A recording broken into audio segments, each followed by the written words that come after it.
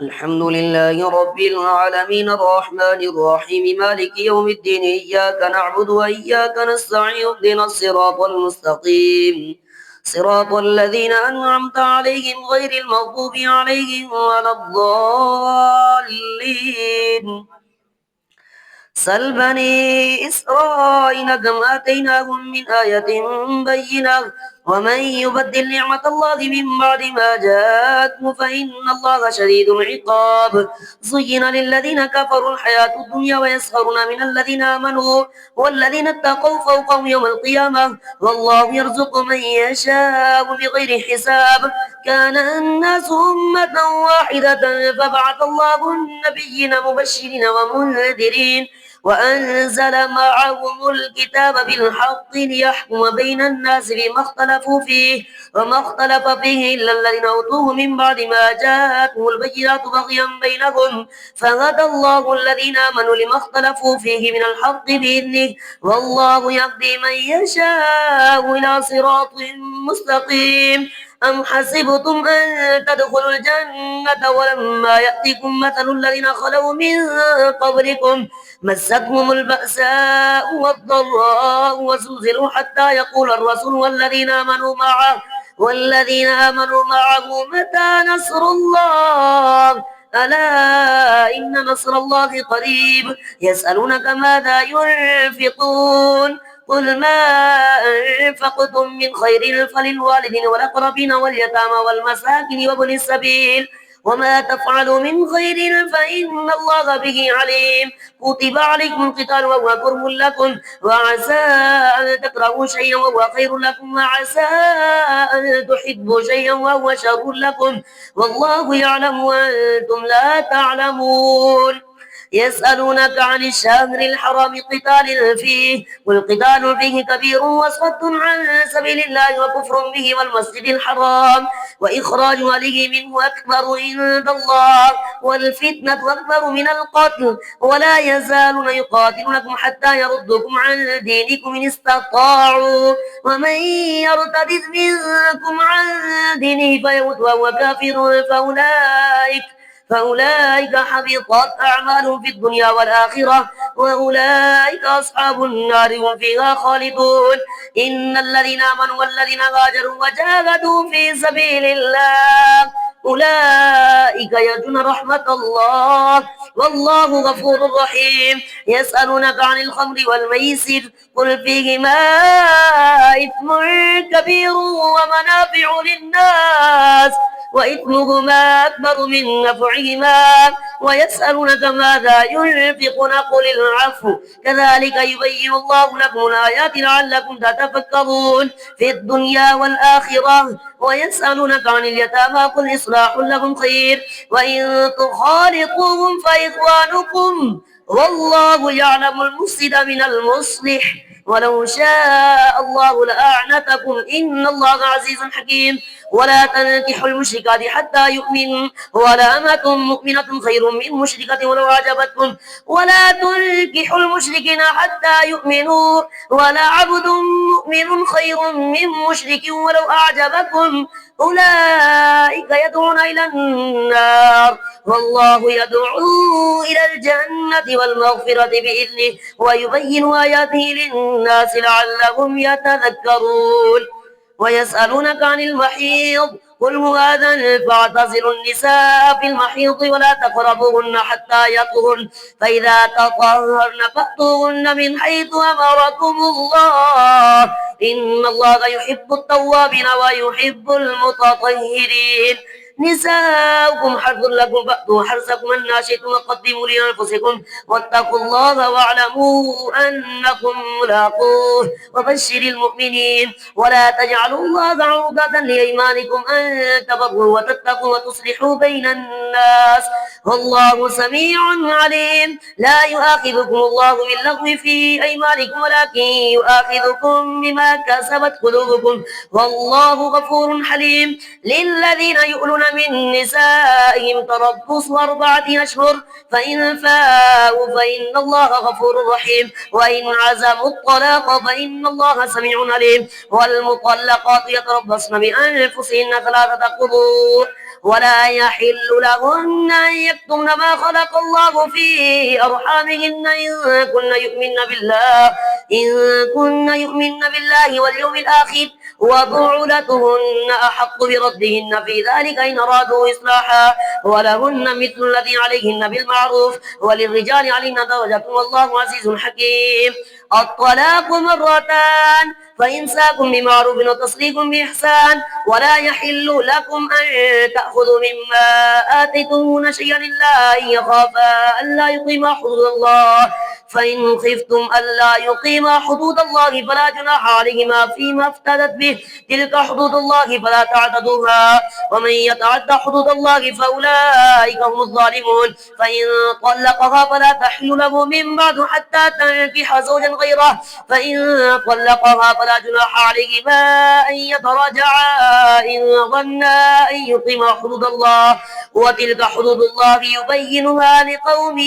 يعلمون. وإذا طلقتم النساء فبلغن أجلهن فأمسكوهن بمعروف أو سرحوهن بمعروف ولا تمسكوهن ضرارا لتعتدوا ومن يفعل ذلك فقد ظلم نفسه ولا تتخذوا آيات الله هزوا واذكروا نعمة الله عليكم وما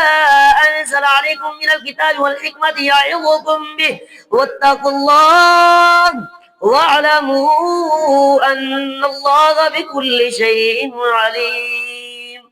الله أكبر.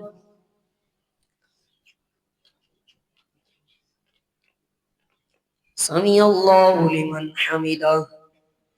الله أكبر.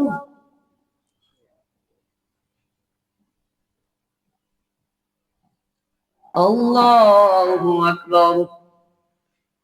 الله أكبر.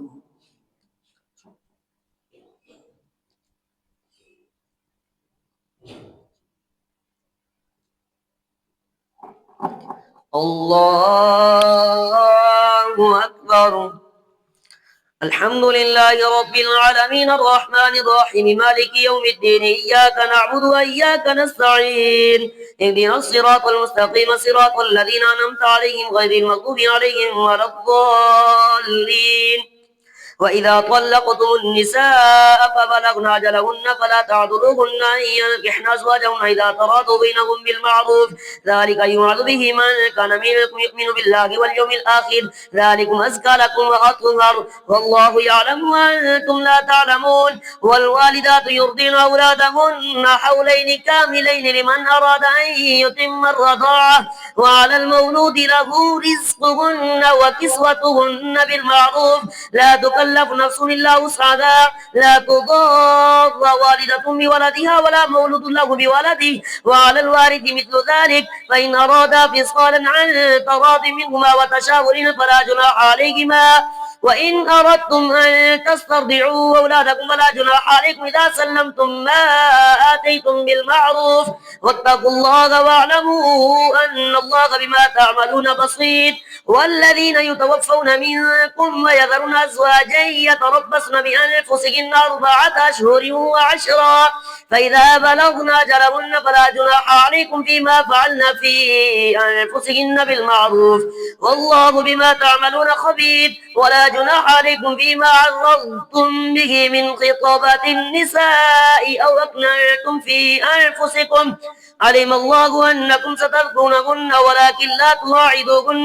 ولكن لا تواعدوهن سرا إلا أن تقولوا قولا معروفا ولا تعزموا عقدة النكاح حتى يبلغ الكتاب أجله واعلموا أن الله يعلم ما في أنفسكم فاحذروا واعلموا أن الله غفور حليم. لا جناح عليكم إن طلقتم النساء ما لم تمسوهن أو تفرضوا لهن فريضة ومتعوهن على الموسع قدره وعلى المقتر قدره متاعا بالمعروف حقا على المحسنين. وإن طلقتموهن من قبل أن تمسوهن فقد فرضتم لهن فريضة وقد فرضتم لهن فريضة فنصف ما فرضتم إلا أن يعفون أو يعفو الذي بيده عقدة النكاح وأن تعفوا أقرب للتقوى ولا تنسوا الفضل بينكم إن الله بما تعملون بصير حافظوا على الصلوات والصلاة الوسطى وقوموا لله قانتين فإن خفتم فرجالا أو ركبانا فإذا أمنتم فاذكروا الله كما علمكم ما لم تكونوا تعلمون والذين يتوفون منكم ويذرون أزواجا وصية لأزواجهم متاعا إلى الحول غير إخراج فإن خرجنا فلا جناح عليكم فيما فعلن في أنفسهن من معروف والله عزيز حكيم وللمطلقات متاع بالمعروف حقا على المتقين كذلك يبين الله لكم آياته لعلكم تعقلون ألم تر إلى الذين خرجوا من ديارهم وهم ألوف حذر الموت فقال لهم الله موتوا ثم أحياكم إن الله لذو فضل على الناس ولكن أكثر الناس لا يشكرون وقاتلوا في سبيل الله واعلموا أن الله سميع عليم من ذا الذي يقرض الله قرضا حسنا فيضاعفه له أضعافا كثيرة والله يقبض ويبسط وإليه ترجعون ألم تر إلى الملأ من بني إسرائيل من بعد موسى إذ قالوا لنبي الله ابعث لنا ملكا نقاتل في سبيل الله قال هل عسيتم إن كتب عليكم القتال ولا تقاتلوا قالوا وما لنا ألا نقاتل في سبيل الله وقد أخرجنا من ديارنا وأبنائنا فلما كتب عليهم القتال تولوا إلا قليلا منهم والله عليم بالظالمين وقال لهم نبيهم إن الله قد بعث لكم طالوتا ملكا قالوا أنى يكون له الملك علينا ونحن أحق بالملك منه ولم يؤت سعة من المال قال إن الله اصطفاه عليكم وزاده بسطة في العلم والجسم والله يؤتي ملكه من يشاء والله واسع عليم وقال لهم نبيهم إن آية ملكه أن يأتيكم التابوت فيه سكينة من ربكم وبقية مما ترك آل موسى وآل هارون تحمله الملائكة إن في ذلك لآية لكم إن كنتم مؤمنين فلما فصل طالوت بالجنود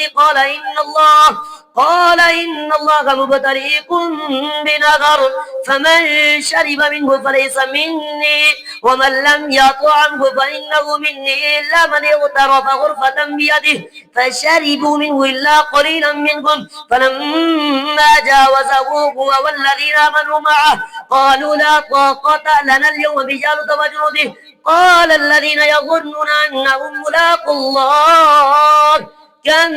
من فئة قليلة غلبت فئة كثيرة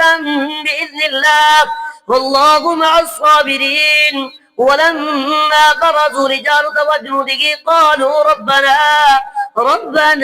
أفرغ علينا صبرا وثبت أقدامنا وانصرنا على القوم الكافرين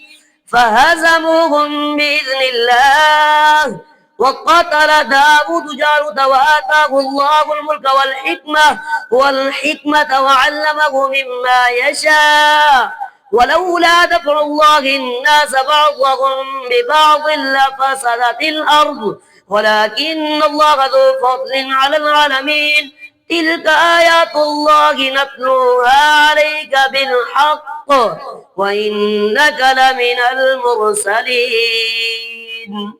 الله أكبر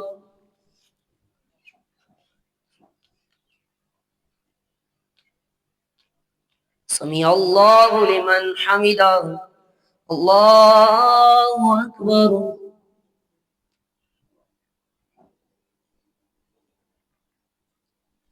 الله أكبر الله أكبر